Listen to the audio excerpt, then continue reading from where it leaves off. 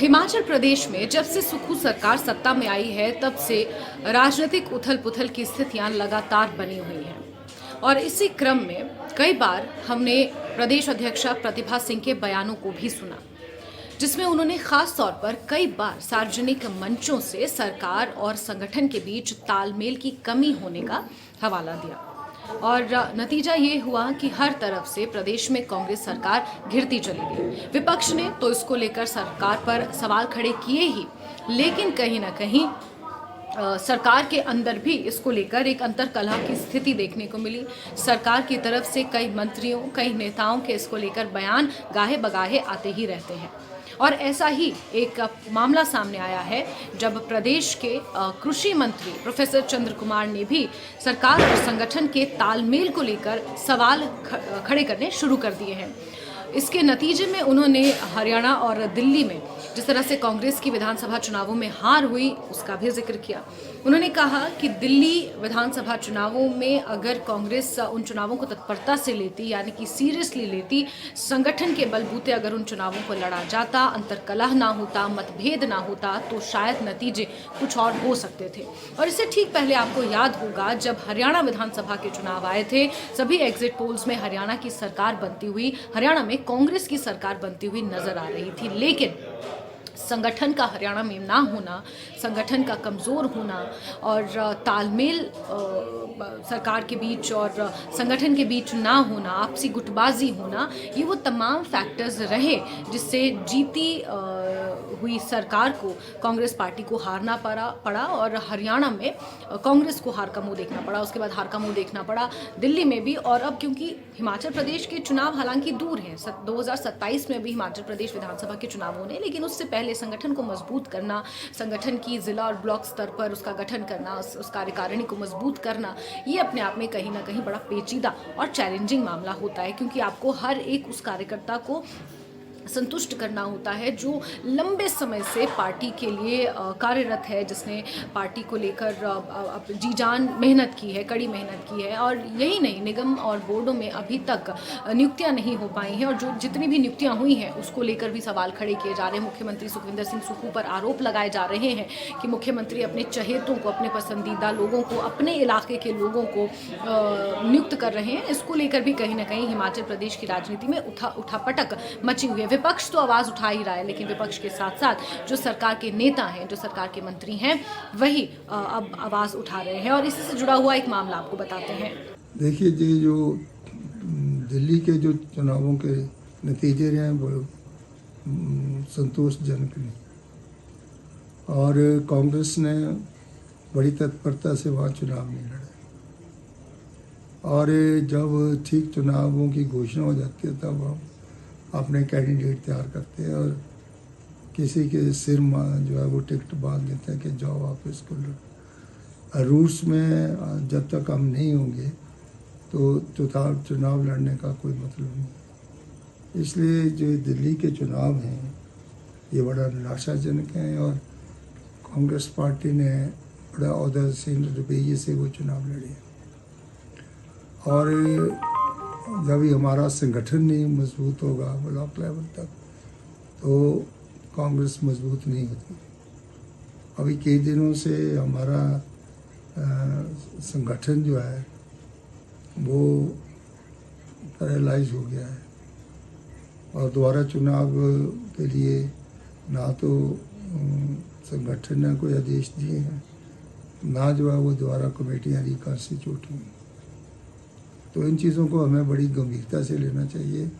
संगठन और सरकार साथ साथ चलती है। अगर संगठन है तो सरकार है, सरकार ही संगठन के बलबूते के ऊपर जो है वो सत्ता में आती है। तो इन सब चीज़ों को हमें बड़ी गंभीरता से लेना चाहिए। दरअसल हिमाचल प्रदेश में एग्रीकल्चर मिनिस्टर प्रोफेसर चंद्र कुमार ने संगठन को पैरालाइज्ड है ऐसा बयान दिया। उन्होंने कहा कि संगठन को पैरालाइज करने वाले बयान ने अब कांग्रेस में हलचल पैदा कर दी है। उन्होंने न केवल हिमाचल कांग्रेस बल्कि राष्ट्रीय नेतृत्व पर भी निशाना साधा है। प्रोफेसर चंद्र कुमार के बगावती तेवर को लेकर जब कांग्रेस प्रदेश अध्यक्षा प्रतिभा सिंह से बात की गई तो उन्होंने बताया कि वो जल्द दिल्ली जाकर पार्टी हाईकमान से नया संगठन बनाने का आग्रह करेंगी। उन्होंने इसी सप्ताह मुख्यमंत्री सुखविंदर सिंह सुक्खू से संगठन को लेकर चर्चा भी की है, ऐसा प्रतिभा सिंह का कहना है।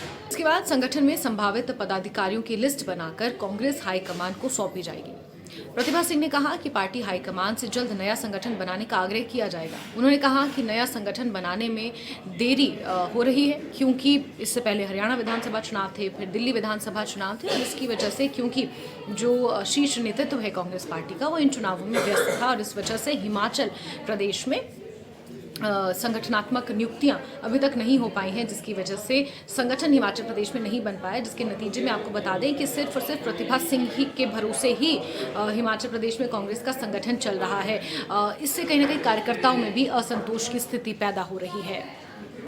अब क्योंकि प्रतिभा सिंह ये खुद कह रही हैं कि दिल्ली जाकर वो संगठन को बनाने की मांग करेंगी और इसके बाद संगठन में संभावित पदाधिकारियों की लिस्ट बनाकर कांग्रेस के हाईकमान को सौंपी जाएगी। साथ ही आपको बता दें कि सुक्खू कैबिनेट में मंत्री प्रोफेसर चंद्र कुमार ने मीडिया से बातचीत में पार्टी के राष्ट्रीय नेतृत्व पर भी निशाना साधा है। उन्होंने प्रदेश में कांग्रेस संगठन को न केवल पैरालाइज्ड बताया बल्कि दिल्ली चुनाव भी तत्परता से नहीं लड़ने की उन्होंने बात कही और सीधे तौर पर, क्योंकि बहुत सीनियर हैं, उम्रदराज हैं, तो कहीं ना कहीं वो अपना ओहदा रखते हैं और समझते हैं, इस वजह से उन्होंने शीर्ष नेतृत्व पर भी निशाना साध दिया।